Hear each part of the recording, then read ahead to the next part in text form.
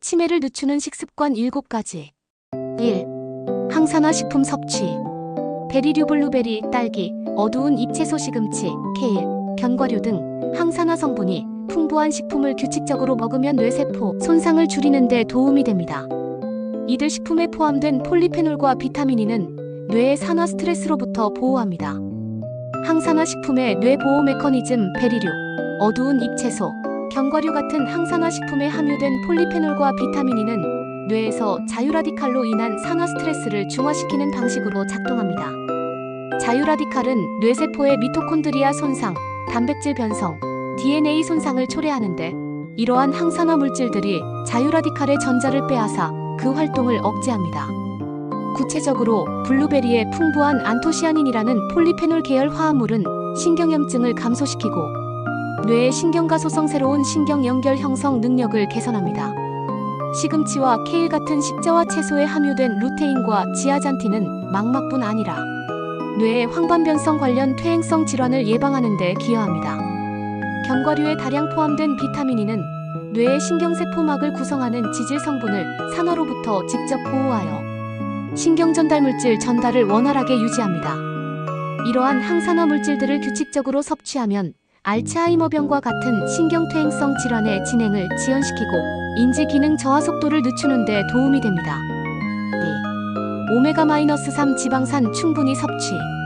생선, 연어, 고등어, 정어리과 견과류, 아마씨에 함유된 오메가-3는 뇌 신경세포의 구조를 유지하고 염증을 줄이는 데 효과적입니다. 주 2에서 3회 생선을 섭취하는 것이 좋습니다.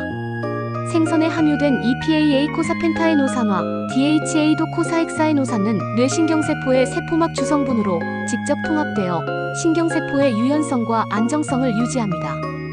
특히 DHA는 뇌 전체 건성 중량의 약 20%를 차지하는 필수 구성 요소로 신경세포 간의 시냅스 연결을 강화하고 신경가소성을 促진함으로써 학습 및 기억 형성 능력을 향상시킵니다. 또한 오메가-3 지방산은 뇌에서 염증성 사이토카인 IL-6, TNF- 등의 생성을 억제하고 항염증성 매개물질의 생성을 촉진하여 신경염증을 감소시킵니다. 이는 뇌 노화 과정에서 발생하는 만성염증을 완화하고 신경퇴행성 질환의 진행을 지연시키는 데 기여합니다. 견과류와 아마씨에 함유된 ALA-리놀렌산은 체내에서 EPA와 DHA로 전환되지만 전환 효율이 낮으므로 아주 2회에서 3회 생선을 직접 섭취하는 것이 뇌 건강을 위해 더 효과적입니다. 이러한 섭취 빈도는 뇌척수액의 오메가3 농도를 최적 수준으로 유지하여 인지 기능 저하를 예방하고 신경세포 손상으로부터 보호합니다. 3. 지중해식 식단 따르기. 올리브유, 신선한 야채, 통곡물, 생선, 콩류를 중심으로 한 지중해식 식단은 여러 연구에서 인지 기능 저하를 늦추는 데 가장 효과적인 식단으로 증명되었습니다. 지중해식 식단은 단일 성분이 아닌 다양한 영양소의 시너지 효과로 뇌를 보호합니다. 올리브유에 풍부한 올레오칸탈이라는 폴리페놀은 뇌에 축적되는 베타 아밀로이드를 직접 제거하고 신경염증의 주요 신호 전달 물질인 NF-비경로를 억제하여 신경교세포 미세아교세포의 과활성화를 방지합니다. 신선한 야채, 토마토, 브로콜리, 파프리카에 함유된 루테인, 지아잔틴, 리코펜 같은 카로테노이드는 뇌의 해마와 전전두엽에 선택적으로 축적되어 이 영역들의 산화 스트레스를 직접 중화시키고 시냅스 가소성과 장기 기억 형성에 필수적인 신경영양인자 BDNF 발현을 증진시킵니다. 통곡물의 비족 비타민, 특히 비육, B12, 엽산은 호모시스테인 수치를 낮추는데 호모시스테인 상승은 뇌혈관 손상과 신경독성을 유발하는 독립적 위험인자입니다.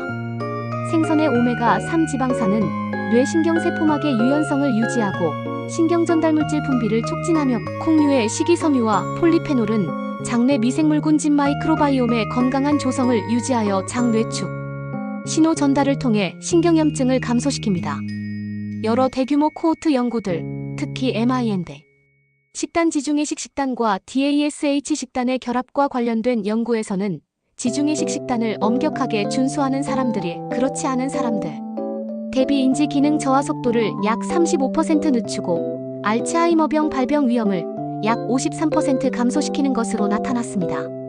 이는 올리브유, 생선, 야채, 콩류 등 각 식품군의 항산화, 항염증, 신경보호 성분들이 통합적으로 작용하기 때문입니다.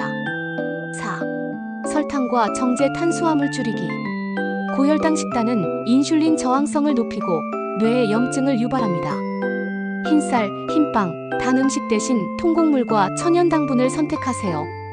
정제 설탕이 많은 식품을 과다 섭취하면 혈당이 급격히 상승하여 췌장에서 대량의 인슐린을 분비하도록 자극합니다.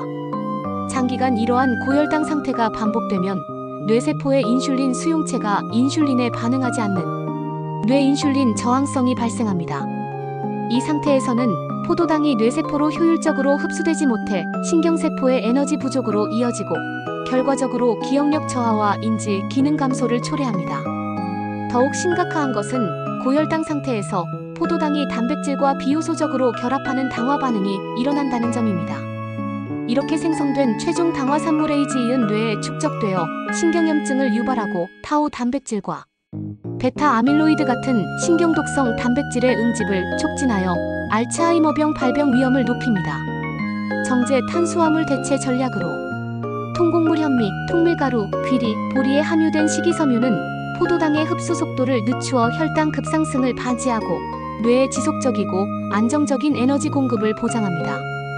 또한 통곡물의 비족 비타민과 마그네슘은 신경전달물질 합성과 시냅스 기능을 지원합니다.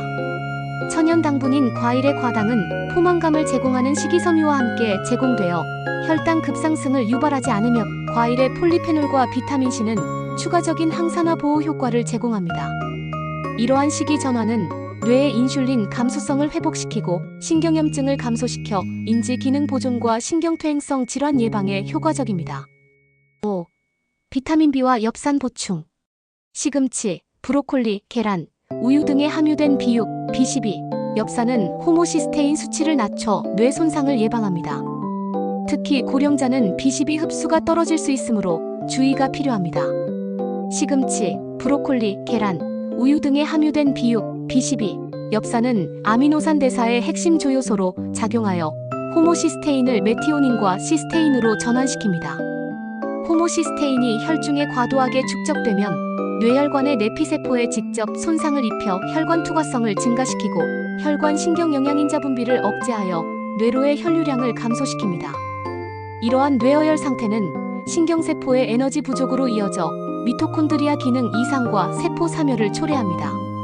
더욱 중요한 것은 호모시스테인이 뇌에서 산화 스트레스를 직접 생성한다는 점입니다.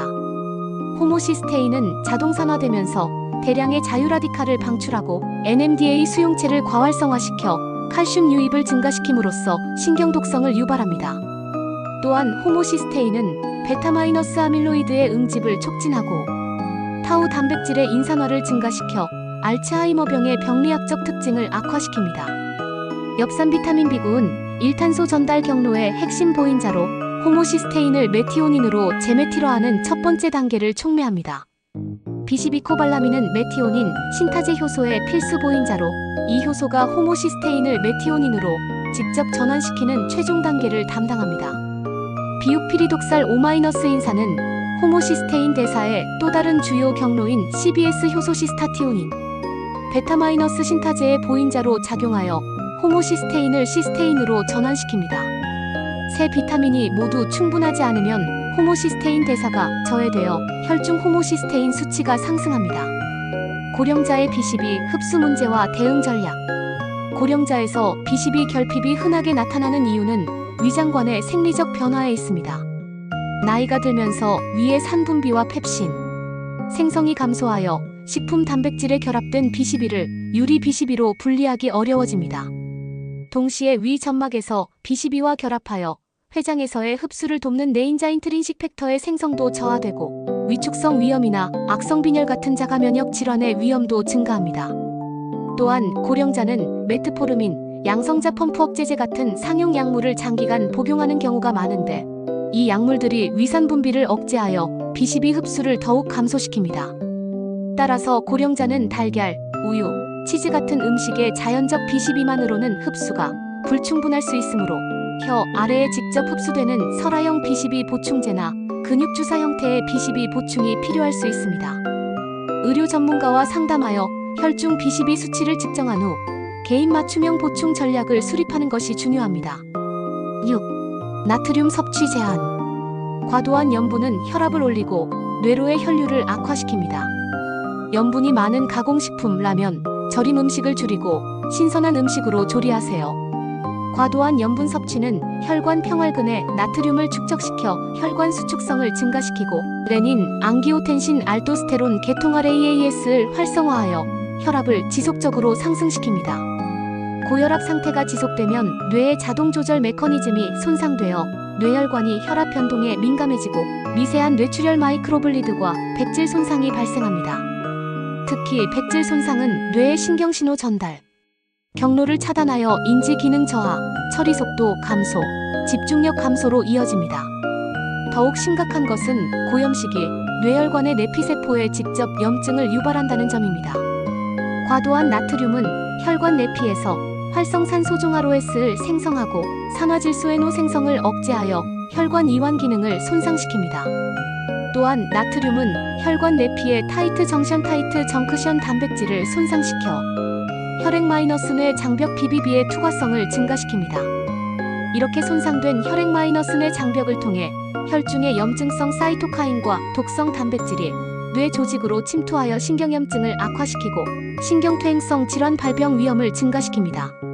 라면, 햄, 소시지, 치즈, 통조림, 식품 같은 가공식품은 보존료와 풍미 증진제로 나트륨을 매우 높은 농도로 함유하고 있습니다.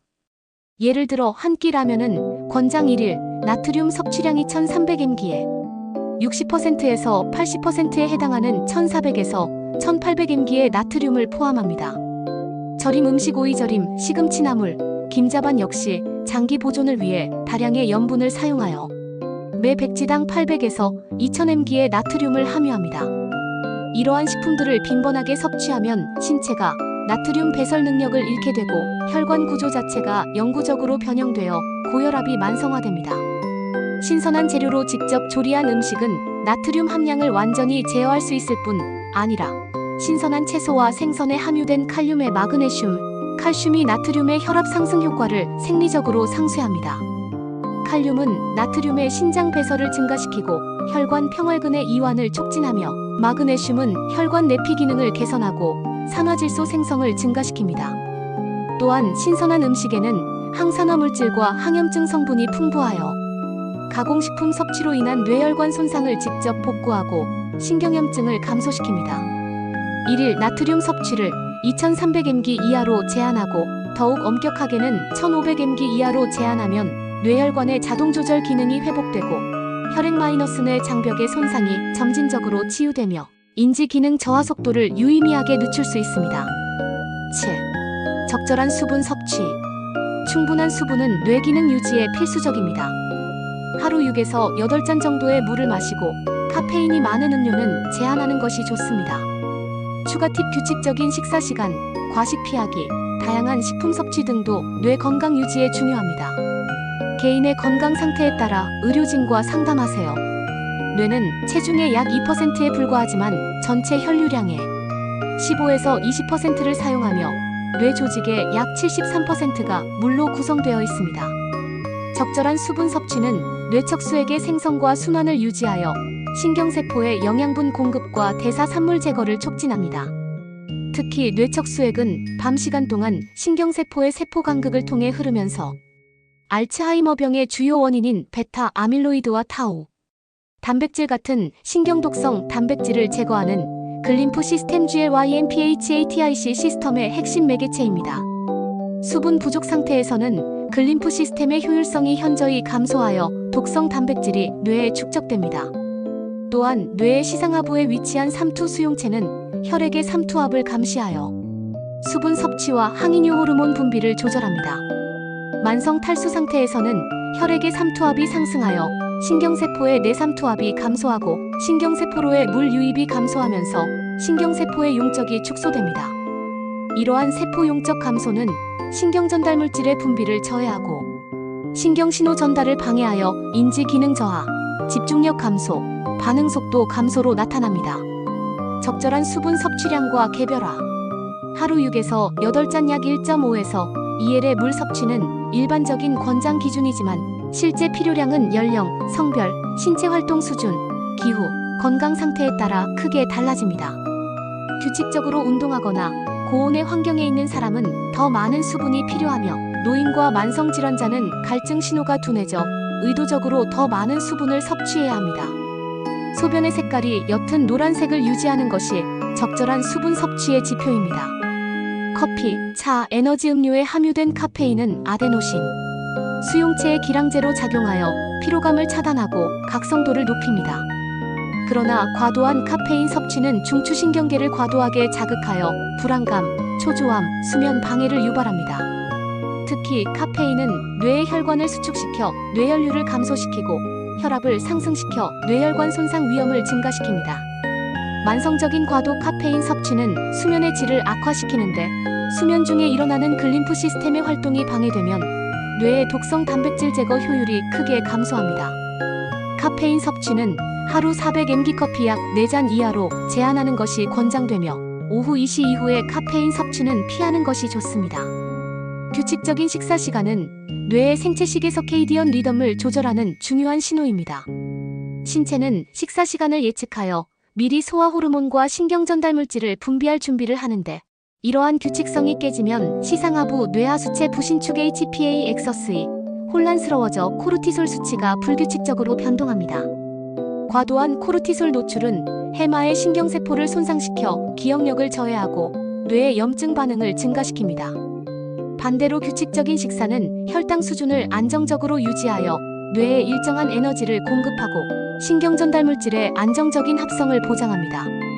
과식은 일시적으로 혈당을 급격히 상승시켜 뇌의 보상 회로 보복핵, 전전두엽 피질을 과도하게 활성화시킵니다. 이러한 과활성화가 반복되면 뇌의 포만감 신호 전달이 둔해지고 렙틴 저항성이 발생하여 음식 섭취 조절 능력이 상실됩니다. 또한 과식으로 인한 높은 혈당 상태는 앞서 언급한 당화 반응을 촉진하여 AGE 최종 당화 산물을 대량으로 생성합니다. 이 AGE는 뇌에 축적되어 신경염증을 악화시키고 신경세포 사이의 신호 전달을 방해합니다. 식사량을 80% 정도의 포만감 수준으로 제한하는 것. 칼로리 제한 시기은 오토파지 자동 분해 메커니즘을 활성화시켜 뇌에 손상된 세포 소기관을 제거하고 신경세포의 건강을 유지합니다. 다양한 식품 섭취는 장내 미생물군진 마이크로바이옴의 다양성을 증가시킵니다. 건강한 마이크로바이옴은 단쇄 지방산 부티레이트, 프로피오네이트, 아세테이트를 생성하는데 이들은 혈액 뇌 장벽을 통과하여 뇌에 직접 작용합니다. 부티레이트는 미세아교 세포의 활성화를 억제하여 신경염증을 감소시키고 신경세포의 시냅스 가소성을 증진시키며 BDNF의 신경영양인자 발현을 증가시킵니다. 또한 장내 미생물은 신경전달물질의 전구체가 되는 트립토판, 티로신 같은 아미노산을 분해하여 세로토닌, 노르에피네프린, 도파민이 뇌에서 충분히 합성되도록 지원합니다. 식이섬유가 풍부한 통곡물, 채소, 과일, 콩류, 견과류를 다양하게 섭취하면 유익한 박테리아의 성장을 촉진하여 장뇌축 신호 전달을 강화합니다. 개인의 건강 상태, 기존 질환 고혈압, 당뇨병, 신장 질환, 복용, 약물, 소화 능력, 대사 상태에 따라 적절한 영양 요구량은 크게 달라집니다. 특히 고령자, 신장 질환자, 신부전 환자는 수분 섭취량을 의료진과 협의하여 조절해야 하며 위산 억제제나 메트포르민을 복용 중인 고령자는 비시비 결핍을 예방하기 위해 혈액 검사를 정기적으로 받아야 합니다.